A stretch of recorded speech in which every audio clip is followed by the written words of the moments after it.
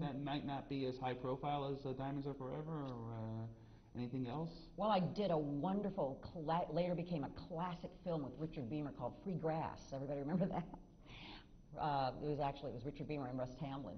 Oh, wow. I'm kidding. Terrible movie. really, really bad.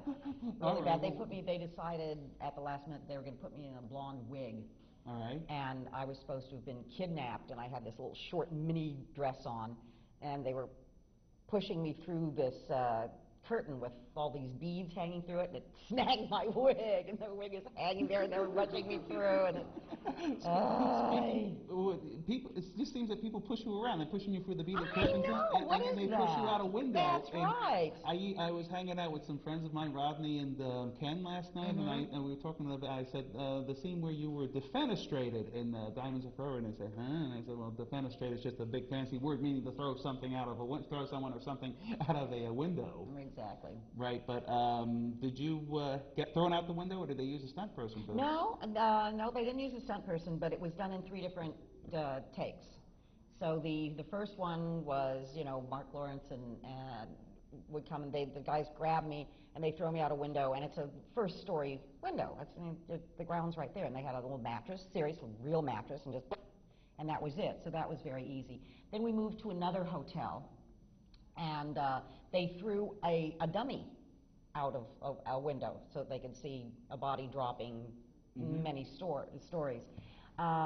Then they had built a platform out of, just scaffolding, a 6-foot platform, with a nice big strong stuntman on the top, and I climbed up there and I stood on his shoulders, and he would shove me, and they told me how to fall and everything, so I fell the last 16 feet was me. That's your legacy. Oh boy, yeah, no pun intended, yes, exactly. Punny O'Toole is your name. Of course it is. And it was with Sean Connery, of course, right? Of course. Right. The only true Bond, I'm sorry. All right. I hope Daniel Craig does really, really well. I'm curious to see it, only because I think he brings a new dimension to Bond. He's not as pretty as Pierce. Right. He's a little rougher, tougher, which is what I think James Bond should be. I don't think James Bond was a drawing room, so he was supposed to be a big, tough guy. And that's what Sean was, is. So, in a couple of days, you're going to be flying to London for a Bond event? Yes. What do you got? StarCon. StarCon. In London, yeah. They've got about 20 Bond people. Wow. And growing. So it's going to be a lot of fun. Oh, okay. A lot of fun. I actually have 2 days in between. I'm going home Monday. I get in Monday and I leave Thursday morning. So I'm like, boom! No, I'm gone again. My grandchildren do not know this, so thankfully this is not being broadcast. Oh, how many grandchildren do you have? I have 3. I have 3, but I've got one that's really, really attached to me that I've taken care of since the day he was born. So he gets very blue when Nan is not around. It was so sweet. He's in 3rd grade. He's 8 years old. I got a call the day before I was supposed to fly out here from his teacher, from the classroom. She said, "Is this Nicholas's Nana?" I said, "Yes." And she said, "Nick has been sitting and crying, and he can't concentrate on any of his schoolwork. And would it be possible for him to come home?" I said, "Yes, absolutely." She said, "Oh, thank you so much." What a sweet teacher. I would have thought that a school teacher would say, "Hey, I don't know what the problem is, Nick, but you get back to your work, you do." She was concerned about it, and I thought that was so lovely. And this is our public school system that's that caring, and I was really impressed. So I went and got my little tearful Nicholas with the little tears running down his face, and we hugged, and I said, "Get in the car," and he went, "Man, you're gonna," and I said, "But Nick, I'm here right now." Right. "So what are you crying for?" I said, "Cry when I leave." Not leaving until tomorrow morning, then you can cry then. Okay. So he said, "Oh, all right." Kind of chafed up. Did his schoolwork pick up any? No. Okay. No. And when I phoned home yesterday, Nicholas didn't go to school. Oh, no. But we won't tell anyone. No. But I adore my grandchildren. They all live with me. I take care of all of them. Is that in California? So, in California. Okay. Yeah. So, any other future plans? Any movies or anything? I have a script in development. I have a book in development with ABC for another ABC Movie of the Week. and hopefully that will turn out well. And I am supposed to be in front of the cameras doing a film called Wild Michigan. And they still keep rewriting that sucker, so one of these days they'll get the script right, and I will be in front of the camera again, which is amazing.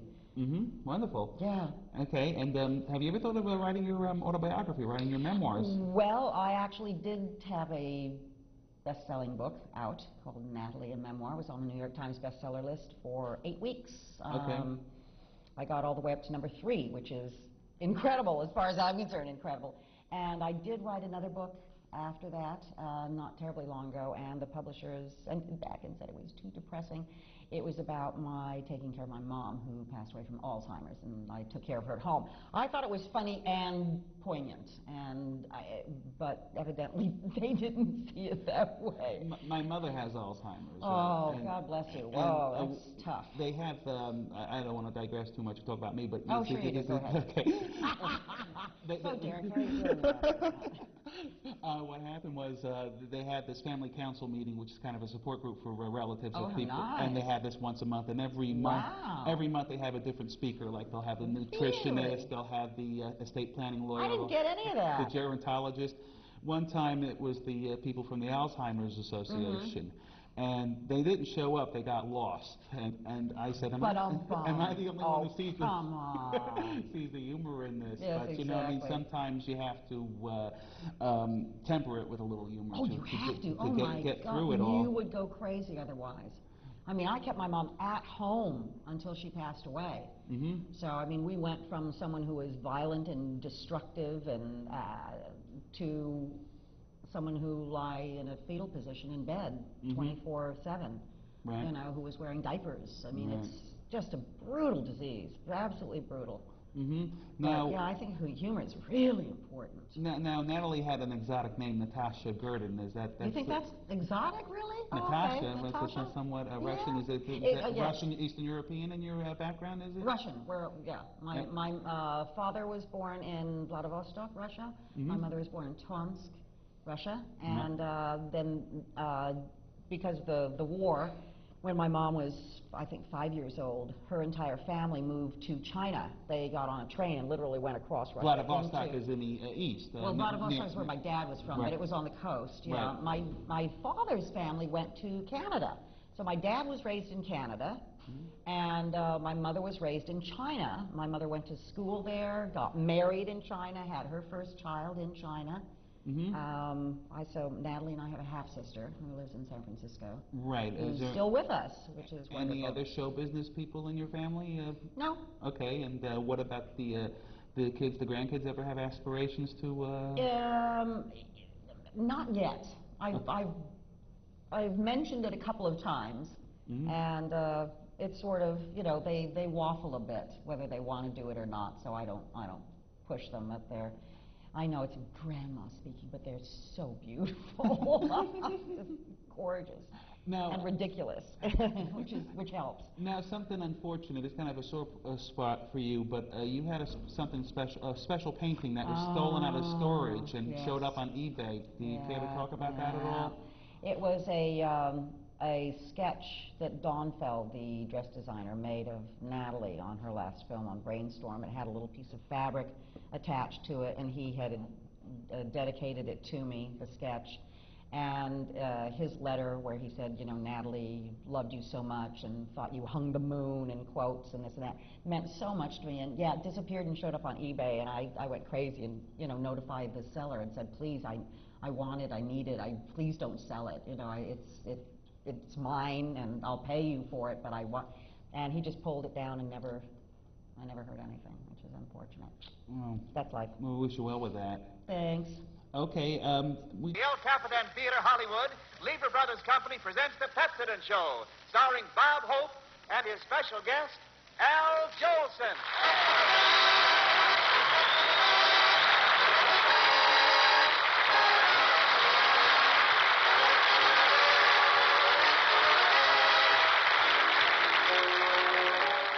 See,